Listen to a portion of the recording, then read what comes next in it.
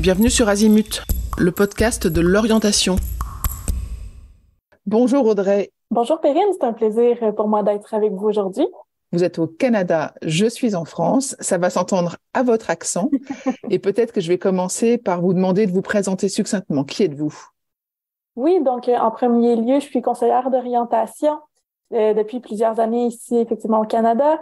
Et plus récemment, donc, j'ai terminé un doctorat en orientation et je suis maintenant professeure là, à l'Université de Moncton en éducation. Donc, essentiellement, mon parcours plus professionnel, c'est ça. Donc, je m'identifie premièrement comme conseillère d'orientation.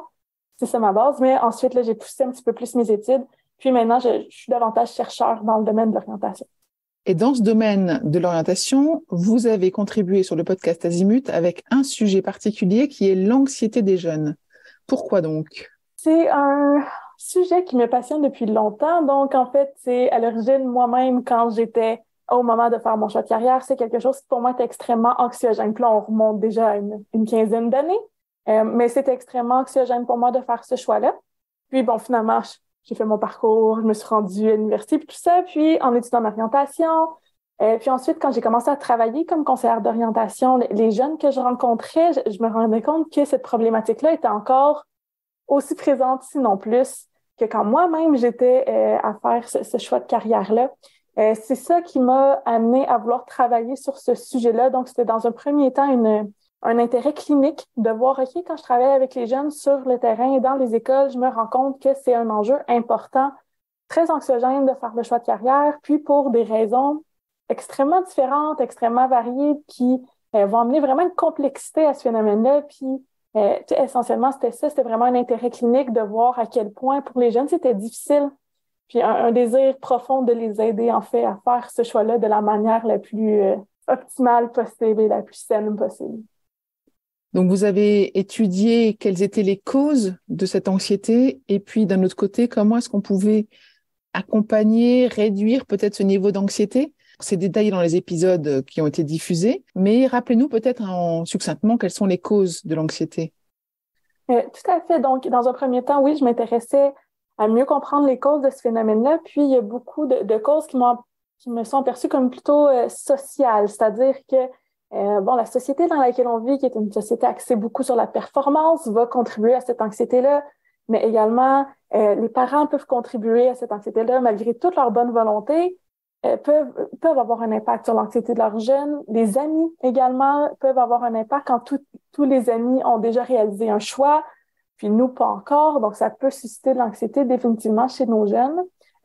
Puis, il y a un aspect plus biographique aussi de se dire, si c'est des gens qui ont une personnalité qui est plus propice à vivre de l'anxiété, probablement que le choix de carrière va susciter une plus grande anxiété, mais également, s'ils se connaissent peu, ça peut contribuer à ça. S'ils ont une faible estime d'eux-mêmes, une faible croyance en leur capacité à atteindre des objectifs qu'ils visent, ça peut également contribuer à l'anxiété qu'ils vont ressentir. Mais ce que j'ai remarqué au contact des jeunes, c'est vraiment que chaque jeune va avoir ses causes propres. Il y a des grandes tendances, mais chaque cas va être vraiment particulier par rapport à l'anxiété ressentie dans ce contexte-là. Avant peut-être d'aborder la partie des solutions envisageables, comment est-ce que ça se manifeste, l'anxiété chez les jeunes? Qu'est-ce qu'ils vous disent? Comment ils se comportent?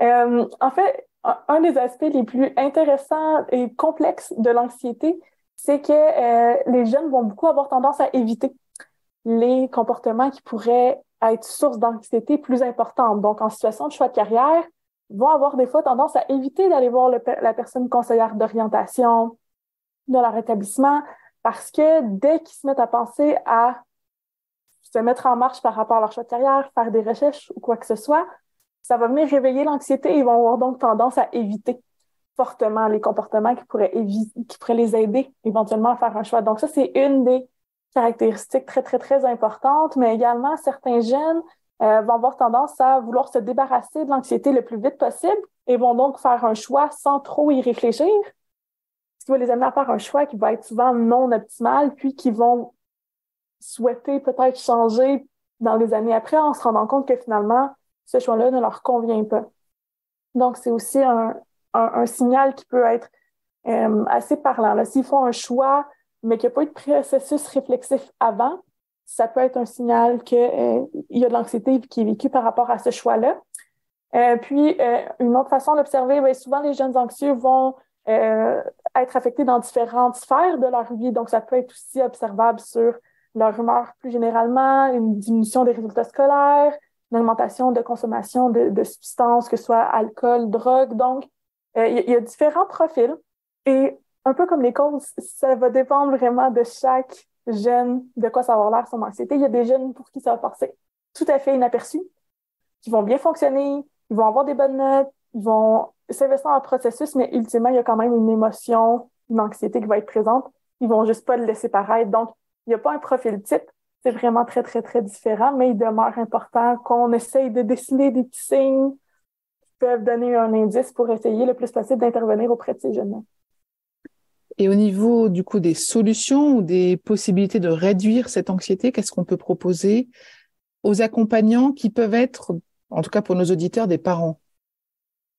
Oui, ben un peu comme effectivement on l'a mentionné dans le podcast qui s'intéressait davantage aux possibilités d'accompagnement.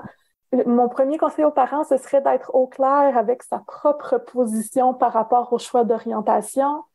Moi, il y a plusieurs de mes jeunes qui me disent, ah ben moi, mes parents, quand il est venu le temps d'aller à l'université, leurs parents n'avaient pas les moyens de les aider, on peut être en mesure d'y aller pour des raisons financières. Donc, pour eux, c'est très important que moi, j'y aille.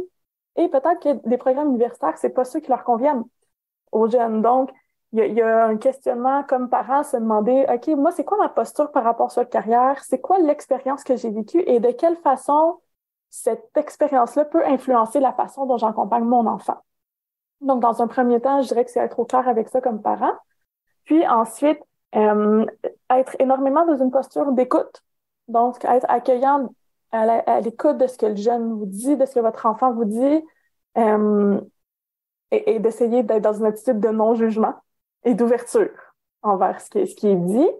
Puis, je dirais que peut-être un conseil c'est ça, qui est un petit peu plus de base, dirais-je, c'est de pas poser des questions de manière constante sur leur choix de carrière. Donc, ça peut être un réflexe un petit peu de poser une question à votre jeune. Ah, tu sais, tu réfléchis à ça? T'as-tu réfléchi à ça? Qu'est-ce que tu veux faire plus tard? Est-ce que tu le sais? Mais le fait de poser cette question-là de manière très, très, très régulière peut augmenter l'anxiété de l'enfant. Donc, c'est davantage d'être à l'écoute, comme j'ai dit, et puis ensuite de saisir les occasions d'amener ce sujet-là. Lorsque votre enfant va mentionner un intérêt ou une profession, c'est de saisir ces occasions-là pour amorcer une discussion, mais de ne pas poser une question de manière très, très, très régulière parce que souvent, ce que mes jeunes me disent, c'est « je sais qu'ils veulent pas mal faire, mais moi, chaque fois qu'ils me posent la question, ça augmente mon anxiété. » Donc, c'est vraiment d'être à l'écoute premièrement de votre jeune, puis ensuite de rester dans une position d'accueil et de pas trop questionner, mais ultimement, un peu comme ce que j'ai dit depuis le début, chaque jeune va être unique. Donc, ça va dépendre de la relation que vous avez avec votre enfant, mais je vous dirais que la base, c'est vraiment d'être à l'écoute, puis de suivre votre enfant dans son processus le plus possible. Et puis parfois, je pense qu'il faut dire que quand l'anxiété fait que le parent n'arrive pas à dialoguer avec son enfant, bah, c'est l'occasion d'aller chercher des ressources externes dans le cadre de son lycée, des ressources externes qui soient privées aussi, mais en tous les cas pour se décharger un petit peu et puis décharger l'émotion et l'anxiété qui peut être simplement liée à cette ambiance familiale qui peut à ce moment-là être un peu pesante. Oui, exactement. Puis les personnes conseillères d'orientation sont vraiment des ressources privilégiées pour ça. Puis à ce sujet-là, ce qu'une de mes jeunes me disait, c'est qu'on me demande tout le temps qu'est-ce que je veux faire dans la vie, mais on me demande jamais comment je me sens par rapport à ce choix-là que j'ai à réaliser. Donc, il y a vraiment un enjeu de créer des espaces pour donner l'occasion aux jeunes d'être au clair avec les émotions qui sont associées à ce choix de carrière-là, qui est quand même d'une ampleur considérable et d'une importance considérable pour le reste de leur parcours vocationnel. Donc, il y a vraiment quelque chose à réfléchir là. Puis, effectivement, les personnes conseillères d'orientation sont des ressources exceptionnelles à consulter dans ce genre de situation-là. Très bien. Merci beaucoup, Audrey, pour ce partage sur l'anxiété. Est-ce qu'il y a une question que je n'ai pas posée, mais à laquelle vous auriez aimé répondre? Non, je pense que ça fait le tour. Puis c'est ça. Je vous invite à continuer de vous informer si c'est un sujet qui vous intéresse, si c'est un sujet qui est vraiment euh, très d'actualité, je pense, là, avec la montée de l'anxiété chez nos jeunes dans les dernières années. Donc, voilà, je vous remercie beaucoup de votre intérêt pour le sujet, puis je vous souhaite une bonne journée. Merci beaucoup, Audrey, et à très vite. Merci. Vous trouverez dans les notes de cet épisode le moyen de contacter la personne interviewée et vous pouvez retrouver sur le site l'ensemble des spécialistes en orientation avec qui collabore le podcast Azimut. Merci beaucoup et à bientôt.